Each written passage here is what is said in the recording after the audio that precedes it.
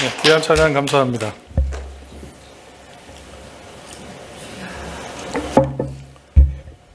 지난 수요일에 눈이 참 많이 왔습니다. 이 갑작스럽게 눈이 와서 수요 예배가 이제 취소가 됐는데요. 저는 그날 아침에 교회에서 설교를 준비하고 있는데 눈이 굉장히 오더라고요. 짧은 시간에. 더 오면 집에 못 갈 것 같아 싶어서 4시경에 교회에서 출발을 했습니다. 집으로 가는데 제가 가는 길이 몇 길이 이렇게 있어요. 근데 어느 길을 갔는데 길을 막아놨더라고요, 경찰이. 그래서 왜 막아놨나 싶은데 뭐 갈 수는 없고, 그래서 다른 길로 이제 돌아서 다른 길로 갔습니다. 근데 그 길에도 경찰이 막지는 않았지만 차들이 쭉 이렇게 줄을 서 있었어요. 그래도 한 차들이 이제 앞에서 이렇게 돌아 나오는 걸 봤습니다. 저도 이 성격이 좀 급해서 기다리지 못하고 저도 차를 돌려서 이제 집으로 갔습니다. 20분이면 갈 집을 1시간을 걸려서 집에 도착을 했어요. 그 다음날 좀 궁금하더라고요. 왜 길이 막혔나. 그래서 차를 가지고 아침에 교회 오면서 그 같은 길을 쭉 갔는데, 가다 보니 길이 편도 1차선인데 큰 나무들이 이렇게 뿌리째 뽑혀서 쓰러져 있고, 또 어떤 나무들은 뭐 가지가 아마 부러져서 이렇게 떨어져 있는 것 때문에 그런 것 아닌가, 그런 추측을 좀 할 수가 있었습니다. 제가 나무의 전문가는 아니지만 그 쓰러진 나무들을, 뿌리째 뽑힌 나무들을 보니 그 이유를 알겠더라고요. 저는 뭐 농사 짓는 분이 계셔서 저는 전문가는 아니지만 제가 볼 때는 아마 이 나무의 뿌리가 크기에 비해서는 굉장히 얇고 생각보다 넓지 않더라고요. 제가 추측할 때는 아마 그 눈의 무게 또 바람에 의해서 이 얕은 뿌리가 견디지 못해서 쓰러진 것이 아닌가, 그렇게 제 나름대로는 원인을 생각했습니다. 그런 면에서는 적당한 가뭄도 필요한 것 같아요. 적당한 가뭄이 있으면 나무가 어떻게 하겠습니까? 물을 찾아서 뿌리를 깊게 내려가겠죠. 그러다 보면 큰 바람이 불거나 또는 눈이 오더라도 아마 지탱할 수 있는 그 힘을 가지지 않을까, 쉽사리 넘어지지 않을까 생각합니다.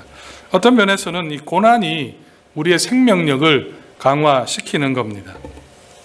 한 젊은 여인이 있었답니다. 한 젊은 여인이 많은 대중들 앞에서 성악가가 노래를 불렀습니다.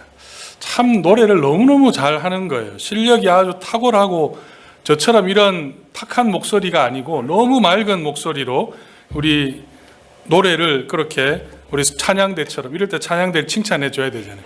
찬양대처럼 너무너무 맑은 목소리로 이 찬양을, 노래를 했습니다. 그래서 이 우연하게도 그 노래를 부르는 그곳에 그 곡을 쓴 작곡가가 앉아 있었던 거예요. 그것을 알고 이제 작곡가 옆에 있던 사람이 그 사람에게 물었습니다. 그녀의 노래에 대해서 어떻게 생각합니까? 그래서 이 작곡가가 이렇게 대답했다고 합니다. 그녀가 무슨 일로 마음의 상처를 입게 된다면 그녀는 정말로 위대한 성악가가 될 수 있을 겁니다. 고난이 성악가의 음악성을 더 깊이 해준다는 그런 의미죠. 그런 의미에서 우리 인생에 찾아오는 이 고난, 건강한 성도에게 있어서의 고난은 피하고 싶지만 반드시 필요한 거라고 할 수 있습니다. 요셉의 인생이 바로 그 대표적인 그런 예입니다. 오늘 우리가 읽은 장면은 요셉이 13년의 그 생과 사의 사선을 넘나들었던 요셉의 고난이 이제 끝이 나는 그런 장면이죠. 요셉이 인생의 삶의 바닥을 쳤던 것이고, 죄인의 신분에서 아무도 넘볼 수 없는 그 총리, 당시의 최광대국인 이집트의 총리가 되는 정말 놀라운 역사를, 권력 서열이 2위의 자리에 이 요셉이 올라가게 되었습니다. 이 장면을 보면 여러분 떠오르는, 많이 쓰는 말이 하나 있잖아요. 인생은 한 방이다. 인생은 한 방이다. 그렇지 않습니까? 요셉을 가만히 보면 꿈 해석 한번 잘했다고 총리가 되었습니다. 보세요 여러분, 꿈대로 된 거 하나도 없어요. 그냥 꿈만 좋게 해석해 준 거예요. 그런데 요셉이 총리가 되는 그 놀라운 일이 성경은 기록하고 있습니다. 여러분은 인생은 한 방이다, 그 말에 동의하십니까?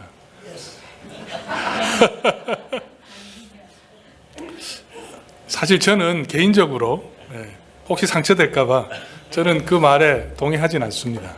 왜냐하면 이 요셉의 인생을 한번 이렇게 쫙 보면 급상승인 것처럼 보이지만 성경도 짧게 한 4장으로 이렇게 처리가 되어 있어요. 근데 요셉의 삶을 여러분 한번 잘 생각해 보십시오. 몇 년입니까 그 일이? 17살에 팔려서 30의 총리가 됩니다. 13년을 요셉은 그 고난 속에서, 나이를 한번 생각해 보십시오. 10대의 꿈이 하나 있죠.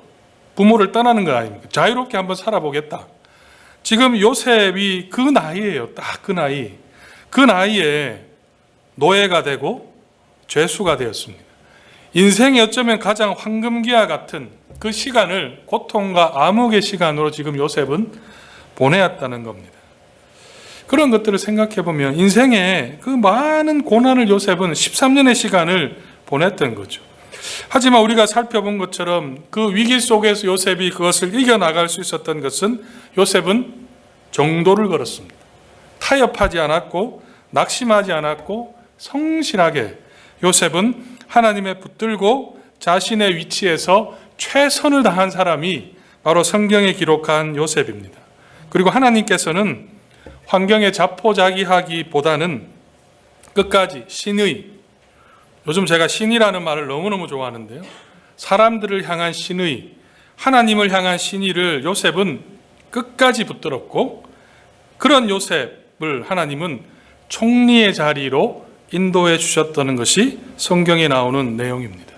저는 이 말씀이 여러분들의 큰 힘이 되었으면 좋겠습니다. 여러분에게, 한 주간 힘들게 살아온 여러분들에게는 이 요셉의 삶의 모습들이 보면서 참 위로가 되기를 좀 소망합니다. 아직 하나님의 때가 되지 않았을 뿐이에요. 제가 이 모습을 보면서 제 시계를 좀 봤습니다. 내 시계는 너무 빨라요. 왜 이렇게 빠른지. 하나님의 시계하고 내 시계가 틀려서 나는 자꾸 내 시계만 쳐다보고 있으니까 우리가 때로는 환경 속에 낙심하는 것 아니겠습니까? 믿음이라는 것은 정확한 타이밍에 정확하게 일하시는 그 하나님을 신뢰함입니다. 답답하고 불안하고 또 힘들지만 그래도 그럴 때일수록 믿음으로 살아내는 것이 저는 건강한 성도의 모습이라고 저는 믿습니다. 오늘 우리가 읽은 이 말씀을 보면 요셉이 그 꿈을 해석한 뒤에 그 장면인데요. 37절에 보면 요셉에게 꿈의 해석에 대해서 오늘 읽었던 말씀 37절에 모든 신하가 이 꿈을 좋게 여겼더라. 이렇게 지금 성경은 기록하고 있습니다. 그리고 38절에 보면 참 이 바로가 놀라운 말을 하죠. 바로가 그의 신하들에게, 요셉에게 한 말이 아니에요. 그의 신하들에게 이르되 이와 같이 하나님의 영에 감동된 사람을 우리가 어찌 찾을 수 있으리요 하고. 바로는 태양신의 제사장입니다. 왕은 그 당시엔 제사장이었어요. 이방신의 우두머리였습니다. 그런데 그가 그의 신하들에게 하나님을 지금 인정하고 있는 그 모습을 지금 나타나고 있습니다. 그리고 이 바로왕이 어떻게 했습니까? 40절, 41절에 보면 요셉에게 총리의 자리, 서열 2위를 지금 물려주는 겁니다. 그리고 42절에 보면 인장반지를 주었죠. 인장반지. 인장반지는 지금으로 치면 한국으로 치면 뭐랄까, 인감도장? 모든 서류를 결제하는 그 도장을 말하는 건데요. 인장이 찍히지 않으면 어떠한 정책도 결정도 유효하지 않고 실행이 될 수가 없는 겁니다.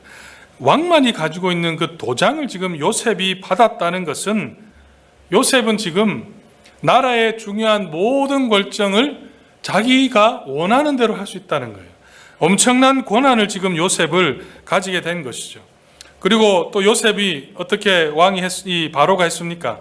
요셉에게 자신의 수레 중에 자신의 수레 다음으로 높은 수레, 버금수레 요셉을 태우고 국민들에게 요셉의 총리가 되었음을 지금 백성들에게 알리는 그 장면입니다. 저는 이 장면을 보면서 잠시 이런 상상을 해봤어요. 43절에 여러분 보시면 이 버금수레 요셉을 태우고 이 요셉이 총리가 되었다는 그 선포하는 사람이 한 사람 나오죠. 이 사람이 누구겠습니까? 이 사람이 누굴까? 아무래도 시위대 출신인 것 같아요. 그죠? 부하갔을 리는 없고 시위대장. 그러면 여러분 누가 딱 떠오르세요? 혹시 보디발이 아닐까? 보디발이라면 여러분 한번 보디발 입장 한번 세보십시오. 그전에 누구였어요? 요셉이 내 종이었고 죄수였는데 지금은 내가 그 사람을 태우고 가면서 총리가 되었다고 말하는 그 보시발의 심정을 한번 생각해 보십시오. 아마 이런, 야, 이제 나는 죽었구나. 그 말을 하면서 그런 생각하지 않았을까요? 뭐 세상에 이런 일이 다 있나? 이런 생각을 하면서 한번 외쳤을 거고, 만약에 이렇게 시위대 이 마차가 쭉 가는데 보디발 집에 있는 이 노예 출신들이 마시를 장을 보러 나왔다고 생각해 보세요. 장을 보러 나와서 딱 나왔는데 보니까 요셉이 저기 있는 거예요. 제수, 얼마 전까지 나와 같이 했던 사람이 지금 총리가 되어 있는 그 모습을 보면 참 이 인생이라는 건 정말 모르는 것 같아요. 그죠? 어떤 생각을 해, 그 상상만 해도 저는 굉장히 참 이 하나님의 유머 감각이 참 대단하다. 그런 생각을 좀 해 보았습니다. 또 왕이 또 오늘 말씀해 보면 45절에 가보시면 요셉의 이름을 바꿉니다. 사브낫 바네야. 이 말의 뜻은 생명의 구원자다. 이 바로가 요셉의 그 해석을 너무너무 좋아했던 것 같아요. 내 생명을 구원한 사람이 바로 너다. 이렇게 지금 요셉에게 이름을 붙여주었습니다. 또 요셉의 이 감동이 거기서 멈추지 않았어요. 45절에 가보면 요셉이 그 당시에 최고의 귀족 가문인 제사장 보디베라의 딸 아스낫을 이 요셉의 아내로 주었습니다. 바로가 이 귀족 출신의 아내와 결혼을 추선한 이유는 요셉의 신분을 생각해 보면 그 답이 있죠. 요셉은 꿈을 해석했지만 총리가 노예 출신일 수는 없는 겁니다. 다시 말하면 지금 이 바로는 요셉의 신분을 세탁해 주는 거예요. 귀족의 가문에 들어올 수 있도록 요셉을 총리의 격에 맞는 그 가문으로 지금 이 바로가 지금 만들고 있습니다. 요셉은 꿈 한번 해석 잘해서 지금 모든 권세를 한 손에 쥐었습니다. 만약에 요셉이 있던 이집트에 타임즈가 있었다면 아마 요셉은 커버 스토리를 아마 이렇게 딱 있지 않겠어요? 딱 이렇게 해가지고 커버 스토리를 장식했을 것이고 아마 그 해에 올해의 인물로 요셉은 선정이 되었을 겁니다. 완전 요셉 집은 대박을 터뜨린 거예요. 잠시 여러분 방향을 전환해서 요셉의 이런 자리에 올라갔다면 성공하는 위치에 서게 된다면 어떤 기분이 들겠습니까, 여러분? 정말 고생 끝에 이 대박을, 저는 사실은 대박을 안 터뜨려봐서 잘 모르겠는데 대박을 터뜨린다면 여러분 어떻게 행동하겠습니까? 사실 여기에 하나님의 또 다른 테스트가 있어요. 최근에 한국 사회의 가장 큰 문제는 이 미투 운동입니다. 미투 운동. 그 일로 인해서 가장 강력하게 부각되었던 차기 대선 후보가 지금은 정치 생명이 끝났다고 해도 사실 과언이 아닌 상황에 여러분은 아마 보셨을 겁니다. 또 한국이 낳은 세계적인 거장, 영화 감독이죠. 그 감독도 지금 명성은 다 바닥으로 추락해졌고 영화 촬영은 제쳐두고라도 감옥에 들어가야 될 것을 걱정해야 되는 그 상황에 몰려 있습니다. 한국의 노벨상 후보로 여러 차례 거명이 되었던 연세 지긋한 그 시인도 참 이분을 보면 너무너무 불쌍해요. 그동안 쌓아두었던 그 명예와 그 위신이 완전히 땅에 떨어졌습니다. 이제는 젊은 사람 한번 재기라도 꿈꿔볼 텐데 재기도 꿈꿀 수 없는 그런 상황이죠. 완전히 지금 모든 것을 다 잃어버렸다고 해도 과언이 아닐 겁니다. 또 한 배우는 이 문제로 인해서 자신의 소중한 생명을 끊어버렸습니다. 그리고 이 모든 사람들은 자신뿐만이 아니라 그 아내와 그 자녀들에게 정말 수치와 고통은 아마 상상할 수 없을 정도의 그런 어려움의 상황 속에 던져버리고 말았습니다. 여러분, 이런 문제들이 하나하나 나타나는 것을 보면서 무엇을 생각하셨습니까? 저는 그 생각을 했습니다. 왜 저런 사람이 저런 어리석은 행동을 했을까요? 왜 어리석은 행동을 했을까? 단순히 이 충동을 억제하지 못해서 그런 일을 했을까요? 아니면 왜곡된 성에 빠져 있어서 그런 거겠습니까? 아니면 어릴 때 부모와의 그 관계, 사랑을 받지 못해서 그 사랑을 육체적인 일탈로 채우려고 했기 때문에 그런 걸까? 그들은 바보가 아닙니다. 바보였다면 어떻게 도지사의 자리에 올라가고 국민들이 차기 대통령 후보로까지 생각했겠습니까? 바보였다면 어떻게 세계 3대 영화제에서 그 상을 받을 수가 있었을까요? 바보였다면 어떻게 그 아름다운 시를 창조할 수 있었겠습니까? 왜 성공한 사람들이 그렇게 쉽게 넘어지겠습니까? 우리나라에서도 2011년에 김태승이라는 분이 한국 정치회보에 글을 하나 썼습니다. 노무현 정부의 386 정치인들의 도덕적 실패라는 논문을 썼어요. 그 논문의 이 결론은 이런 겁니다. 제가 그대로 읽어드리면, 성공한 사람들은 자신의 성공에 도취가 되어 지나친 자신감에 빠져서 모든 상황을 통제할 수 있다는 잘못된 확신과 자신의 능력에 대한 맹신에 빠져서 잘못된 행동을 하게 된다. 그들이, 성공이 그들의 눈을 가려버린 거예요. 내 능력과 내 실력, 내 힘, 내 권력이 모든 것을 할 수 있다고 착각했고, 중요한 건 이건, 나는 그것을 통제할 수 있다고 생각했어요. 나는 혹시나 내가 하는 그 일로 인해서 일어나는 모든 일들을, 실수조차도 내 힘으로 다 막아낼 수 있다고 생각했고, 내가 가지고 있는 권력을 과신했던 거죠. 막을 수 있다고 생각했습니다. 그렇기 때문에 말도 안 되는, 보통 사람들이 하지 않는 일을 하는 겁니다. 그래서 여러분, 성공한 사람들 보면 누가 많습니까? 기인들이 참 많아요. 성공한 사람들을 보면 그 심리적인 이런 것들이 있다는 거죠. 이런 내용을 보면 성공이라는 것은 양날의 검과 같은 겁니다.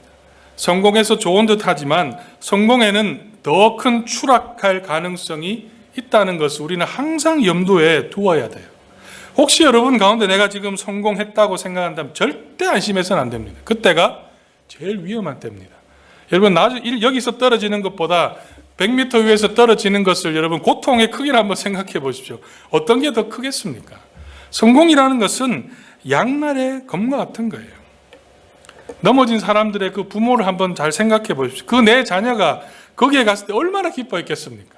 얼마나 기뻐했겠습니까? 그런데 그 추락함으로 해서 그 찾아오는 그 고통은 상상을 초월할 겁니다. 하지만 이 요셉은 그러한 테스트를 정말 잘 이겨나갔습니다.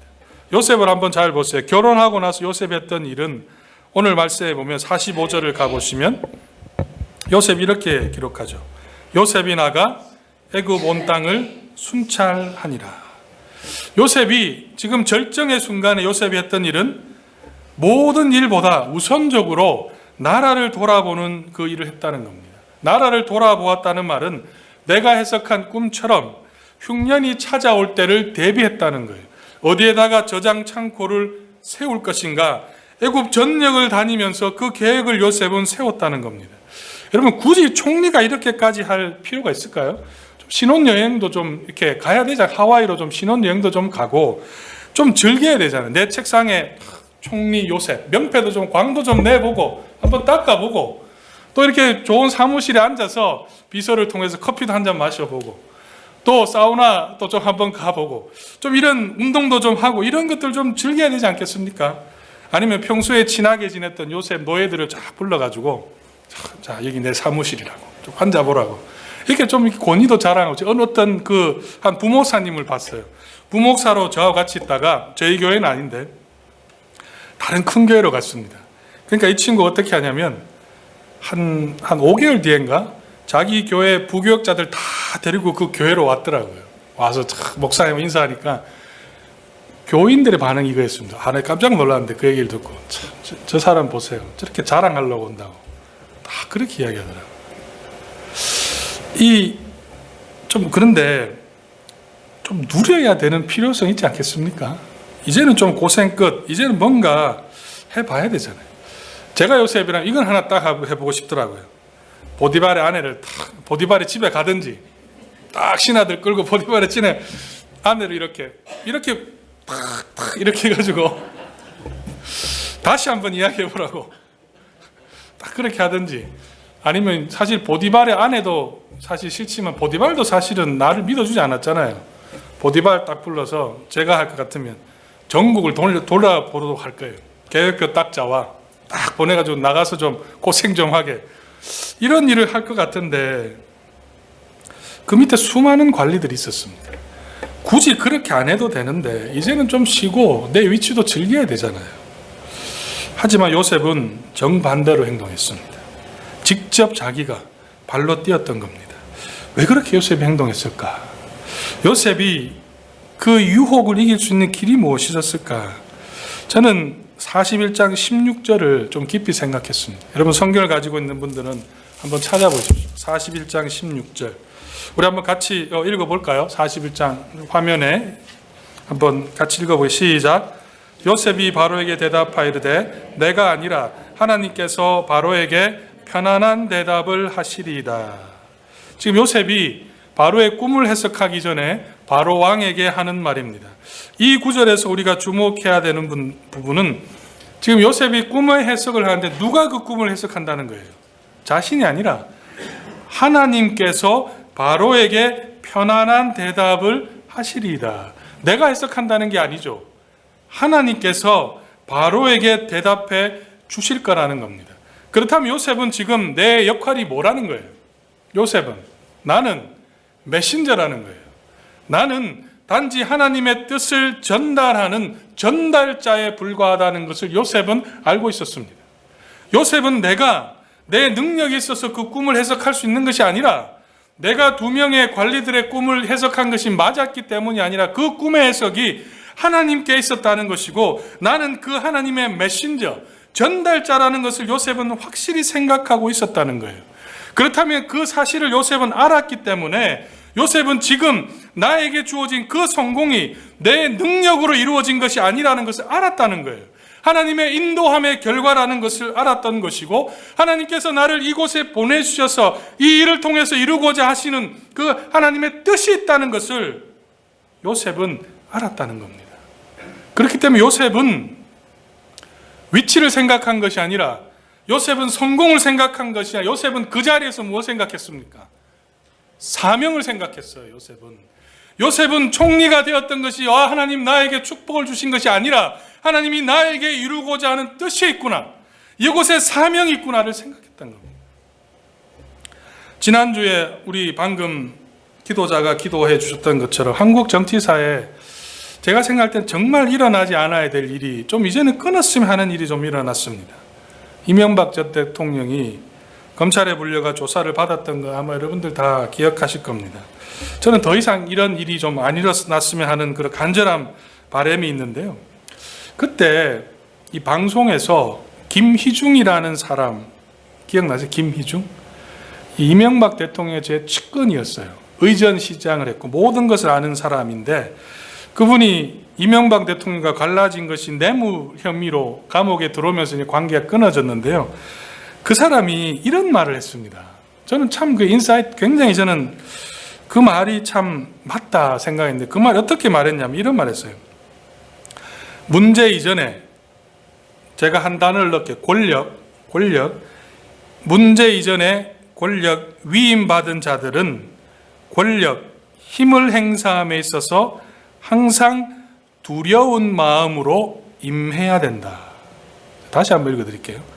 문제 이전에 힘을 위임받은 자들은 권력, 힘을 행사함에 있어서 항상 두려운 마음으로 임해야 한다. 그렇게 말했습니다. 이 말에서 중요한 단어는 2단어입니다. 위임과 두려움인데요.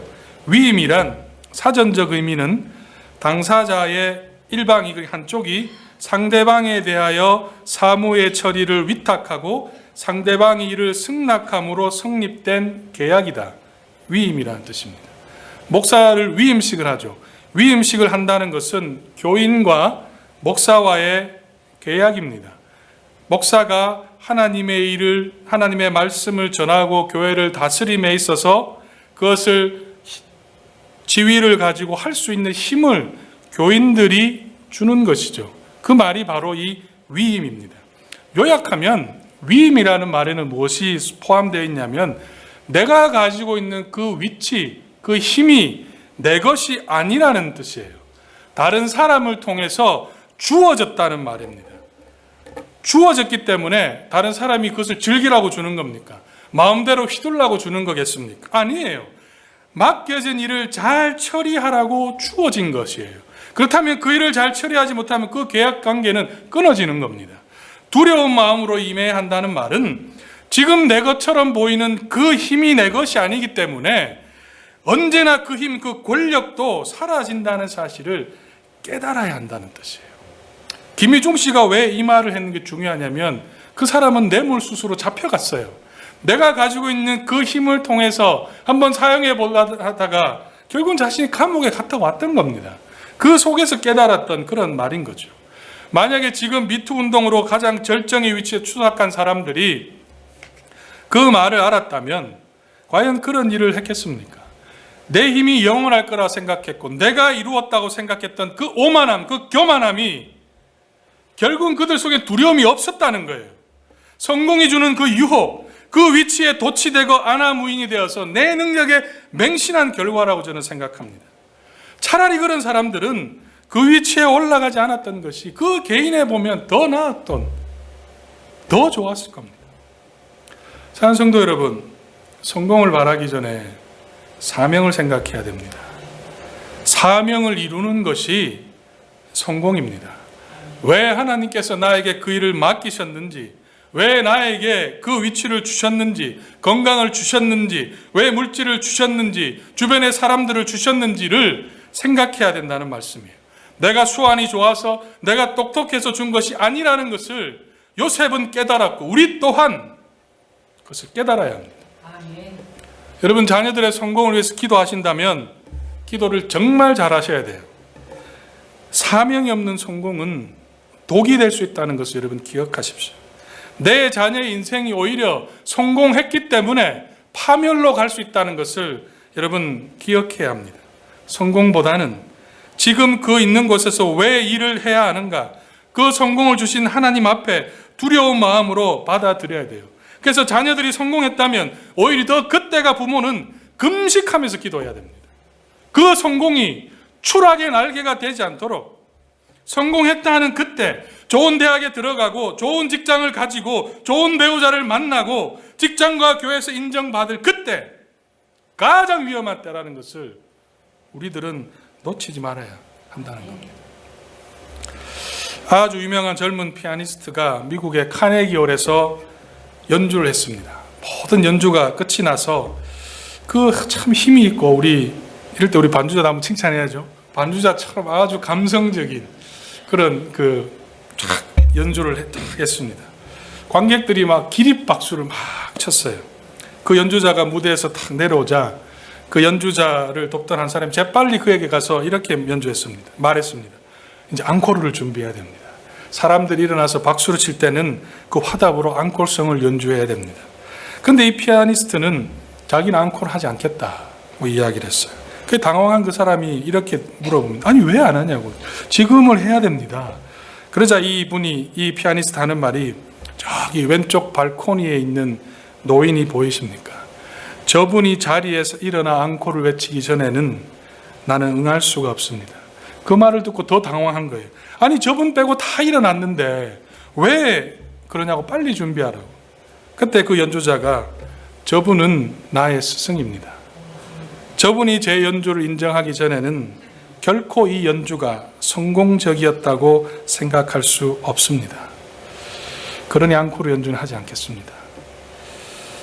사랑하는 여러분, 성공했다고 생각할 때, 성공을 꿈꿀 때, 뭔가 이루었다고 생각할 때, 어느 위치에 올라섰을 때 그 자리는 내가 잘했기 때문에, 내가 바르게 판단했기 때문에 얻은 것이 아님을 기억해야 합니다.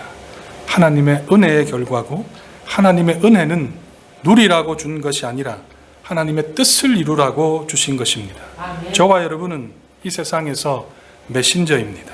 하나님의 뜻을 이루는 통로임을 기억하셔야 됩니다. 성공을 찾지 말고 하나님이 주신 사명을 찾는 것이 진정한 성공으로 가는 길임을 한 주간 꼭 기억하십시오. 아멘. 기도하겠습니다. 우리 다 같이 일어나셔서 찬송가 150장 먼저 찬양하겠습니다. 찬송가 150장.